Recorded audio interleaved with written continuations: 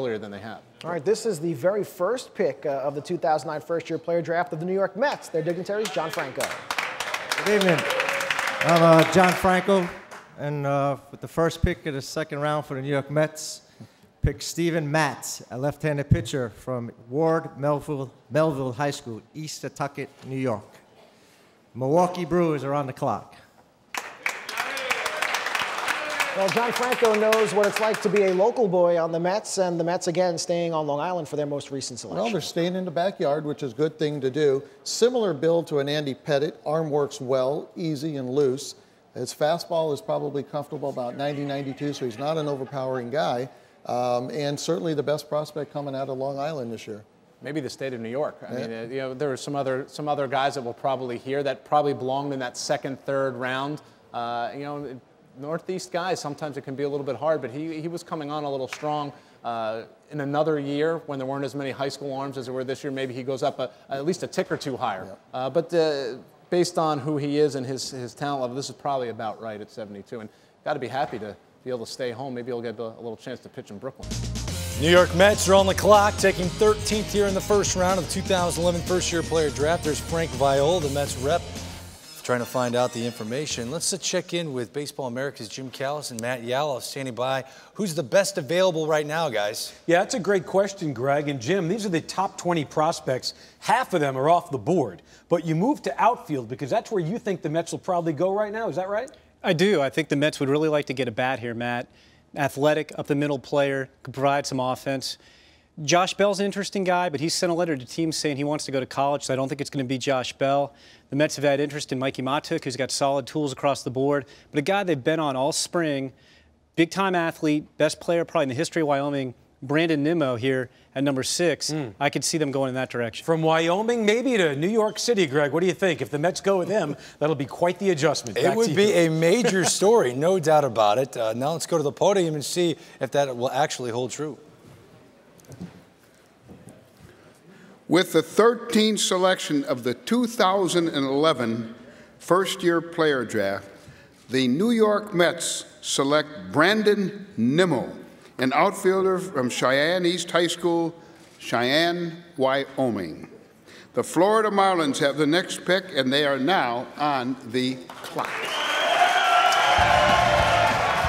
One of the great stories from this draft, ladies and gentlemen, Brandon Nimmo just selected in the first round and playing his prep baseball in Wyoming, one of 3 states in America with no high school baseball. He had to play Legion ball. Nimmo is now the highest drafted player in Wyoming history. Of the dozen Wyoming players selected in the 45-year history of this draft, the highest pick was pitcher Michael Beaver, who went to the Phillies in the 6th round in 1966. He's an outfielder, 6'2". He bats left. Let's shine the spotlight on Wyoming's own Brandon Nimmo. Brandon Nimmo for Cheyenne East High School in Wyoming, center fielder. I don't have high school baseball in Wyoming. I've had to work pretty hard to get where I'm at because I don't get noticed that much. When I was younger, I really looked up to King Griffey Jr. I really like Torrey Hunter too, really good center fielder all around. One catch that I can always remember is the Jim Edmonds catch. He dove over his head and caught that ball, and I mean, that's just amazing. First time the Mets have taken a high school outfielder since '03 when they took Lastings Millage. As you see, notable players born in Wyoming: Mike Lansing, Tom Browning, a great career. John Buck currently playing backstop for the Florida Marlins. Oh, wow. Brandon Nimmo. Brandon Nimmo. I mean, didn't play any high school baseball, and he's taken in the first round, John. Look, hats off to the Mets, Chad McDonald and his staff over there. Look, this is a pitching draft. They knew if they wanted a bat, they were going to have to go reach up and get it. They took an upside guy here. Look, I threw 4 6s on his future. I think he's going to hit. He's going to hit with power. He's a runner right now. I think he'll only get stronger. He's going to be a plus defender, solid average arm. This is, again, a young player they're going to put in the system. Remember, they drafted David Wright as a young high school type player. You're looking at this. This is what they need to do. Take the upside guys that have a chance to really help them. Well, I think the one thing, too, seeing and playing at Citi Field, the left-handed bat comes into play more so than the right-hander. That's very difficult to hit home runs in left field. So I think being able to pull a ball into the corner, we've seen what's happened with Ike Davis and a lot of the left-handers going yard in that ballpark to right field. I think that plays into it as well. But what an amazing story, Peter. No high school baseball? No, it's a great story. And this is a pure scouting story. I mean, they can't base this on statistics or anything else. This is clearly the scouting staff of Travis and J.P. Ricciardi and people like that going out and looking at it. And now, what you said about left-handed hitting in that ballpark, Jason Bay has not pulled a home run. Yeah. City Field. I mean, it's still quite a gamble. You know, I mean, that needs to be said. I mean, this is a gamble. This is a kid who clearly has not had the opportunity to participate and be evaluated like others. And we've seen a lot of players have great workouts, but workouts are different than a game. You know, but he did last summer get out and play in the Aflac game, get different things like that, some great exposure. It's a gamble, but I like the gamble with what the Mets have been able to try to do. But it's a big gamble. In case you're wondering how he dealt with the weather, he had behind his house a barn that had a batting cage and a pitching machine. So that's how Nimmo was able to stay honed in on his baseball skills. High school right-hander. Let's move on. We're under a minute to go before the Mets make their pick at number 11. Jonathan Mayo, we've seen one surprise so far. Do you expect another? I don't know if it's going to be anything overwhelmingly surprising. I think the Mets are in a good position here. You know, this is a draft where not that many guys really separated themselves at the very top, but there's some depth as you get a little bit later on, and they were waiting to see who was going to trickle down to them, or whether or not there was someone that they really wanted to go after. I think there's some bats that they like. Braden Shipley's still on the board, so I think they're sitting pretty right now with who they might be able to take. What about the shocker when they took the high school kid out of Wyoming? And everybody went, Brandon Nimmo. Yes. Yeah. What in the world? Okay, so here's some recent picks that we've seen from the Mets. But the question here that I'm bringing up is, you went out with metal with the new group. That's all from the old regime. The new group went out and got the kid from Wyoming. So I'm curious. Brandon Nimmo, and then they took Gavin Cecchini. They went back-to-back high school position players in the last 2 first rounds. Yeah. So I'm curious what they're going to do here. Again, the Mets, when you look at their top prospects, Zach Wheeler comes to mind. He's about to join the actual big club. Travis d'Arnaud, who they got from the Toronto Blue Jays, the catcher. Noah Syndergaard, who they also were able to get from the Blue Jays. Then Cecchini and Brandon Nimmo. So will they go pitching? Will they go with a position player? Seems like they've got a good balance when you just go through their top prospects in the Mets organization. Let's go to the podium and find out who they're about to take. With the 11th selection of the 2013 first-year player draft, the New York Mets select Dominic Smith, a first baseman from Unapera Serra High School, Gardena, California. The Seattle Mariners have the next pick. Yeah, all I know, the last time the Mets took a youngster out of L.A., his name was Darryl Strawberry. So this may be the best left-handed bat come out of L.A. since Darryl Strawberry. So they're pretty good about kids out of L.A. A great moment for Dominic Smith. A good look at Darryl Strawberry as he smiles and claps for the pick of the New York Mets. Shaking hands with the other guys that are here inside Studio 42. Here he is putting on the Mets uni. What an awesome moment. Yeah, it is. Sweet swinging Dominic Smith, and the Mets not only got a talented player, that's a corner bat that's going to come, they got a great makeup kid. This guy's going to get, they're going to get the very best that he has to give. It's a great pick for the Mets. Again, Dominic Smith, one of the best left-handed bats, hit .493, 7 home runs, 37 RBIs. Here's a photo, Dominic, you don't want to lose. Here it is with Commissioner Bud Selig. One of the most important photographs of his lifetime. Let's meet this Under Armour All-America alumni, Dominic Smith.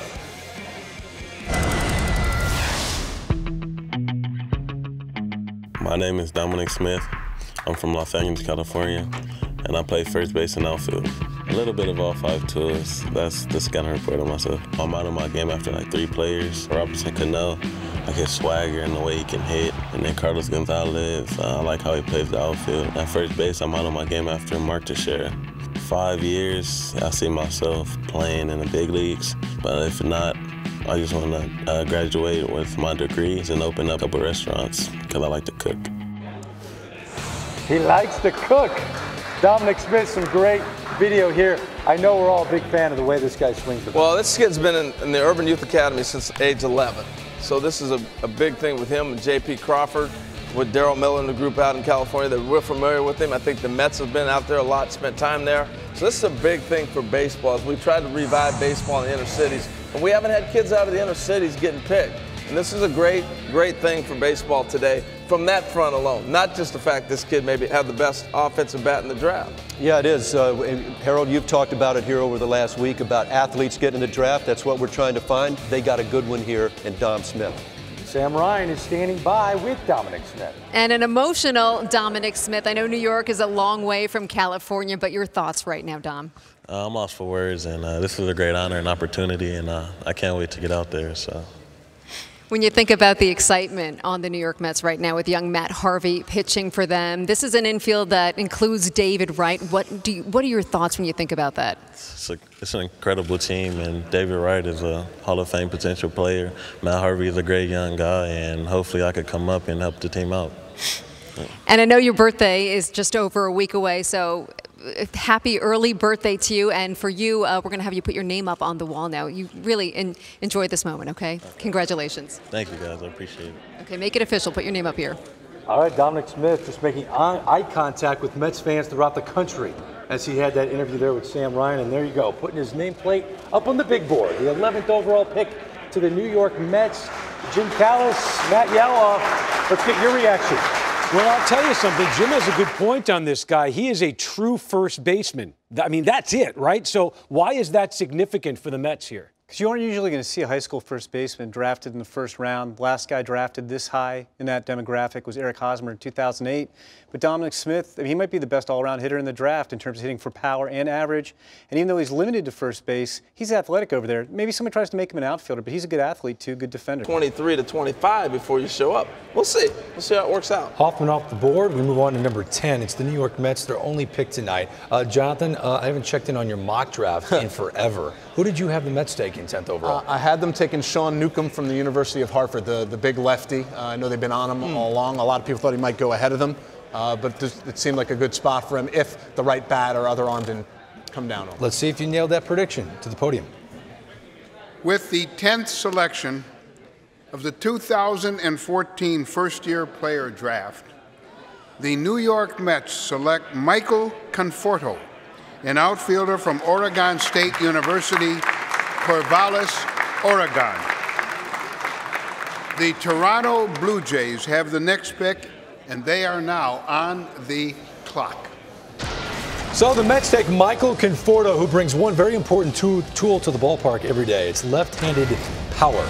After passing up the opportunity to play quarterback in college, this guy went to Oregon State, had one of the best freshman campaigns in school history, hitting 13 homers, driving in a program, single-season record, 76 runs. He racked up 11 bombs in 2013, and this season he was pitched around, hit just 7 long balls, but did drive in 56 with a staggering on-base percentage of over 500. He does strike out too much for some scouts, has a bit of an uppercut swing, but some scouts compare him to Anthony Rizzo of the Cubs. Again, Michael Conforto, as you take a look at the table, you got Frank Viola, Mike Piazza, Jim Reeves, they're all smiling. They like this guy. John, do you? I love this guy. Look, we talked earlier about those college bats that if you want to get them, you're going to have to reach up to get them. Look, this guy had a tremendous career at Oregon State, number one. Number two, he's got great splits. You talk about strikeouts to walk, 51 walks, 35 strikeouts. This guy's a hitter. He's an advanced hitter. He's going to be quick to the big leagues. It's a perfect fit for the Mets. They've jumped some high school guys here lately, Caccini, Dominic Smith last year. This guy's going to come in a hurry. Great makeup. He's going to play adequate left field. I think it's a good pick for the Mets. They're going to like this bat. It's a mid-order hitter and rather quickly. So Conforto to the Mets at 10. Before that, the Blue Jays took Jeff Hoffman out of ECU. And then the Rockies, before that, at number 8, took Kyle Freeland, who had an incredible reaction to finding out that he was being taken by the Colorado Rockies. He grew up in the state of Colorado, and joining us now is Kyle Freeland. Having some technical difficulties there with Kyle Freeland, so we'll get back to him in a second. We'd love to talk to that young man. You saw the reaction there. But the Mets go with a college bat. What do you think of that? You know, it's interesting. I talked with Pat Casey, coach at Oregon State, who I played with in the minor leagues, and he said of all the years he's been there, and he's got 5 guys in the big leagues right now. This kid has got big-time upside potential hitting. And anytime I see a guy that's not been previously drafted, it tells me a lot about the character of that individual. That you go in the first round when you've never been drafted before, that means you got work ethic, there's talent there, and there's a lot of upside still that can draw out of you so you know how to work. So I think that was big pick for the Mets. When you're taller, it's your internal clock of understanding where to separate over the rubber and then break, then be able to get downhill. It just takes time. We got to go back to, we're out of time. We got to go back to the podium.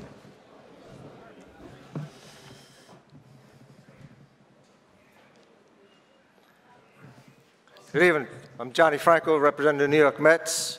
With the 64th selection of the 2016 Major League Draft, the New York Mets select Pete Alonso, first baseman from the University of Florida.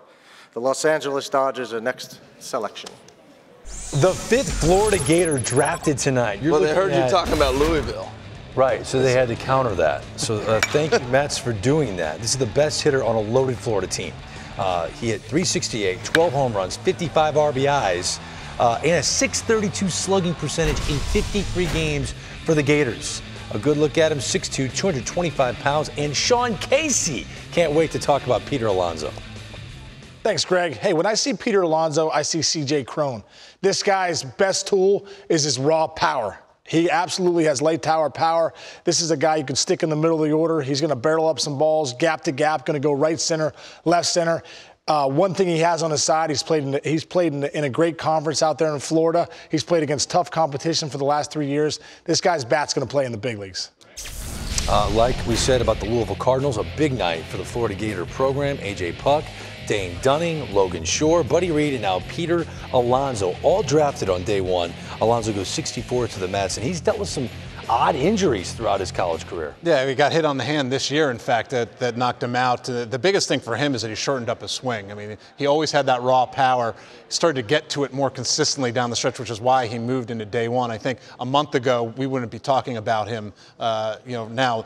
People like the power, but he wasn't really tapping into it enough because there was so much length in his swing. He'd been that way from high school on, so because he's able to really get to the ball much more quickly, he's able to use that strength more effectively. No shot to be an outfielder, just a first baseman or a DH? Yeah, I think he's probably first baseman. He was a third baseman in high school and then moved to first once he got to college. One thing about him, his power plays to all parts of the ballpark. It's just not pull power. He can hit the ball out the other way consistently, too. Okay, so that's what the New York Mets select. The Mets went with Justin Dunn, a right-hander from the Boston College Eagles. They took him with a 19th overall pick. And then Anthony Kay, 31st overall, a left-hander. So a good night. A good night. Dunn, Kay, and now Peter Alonso out of the University of Florida.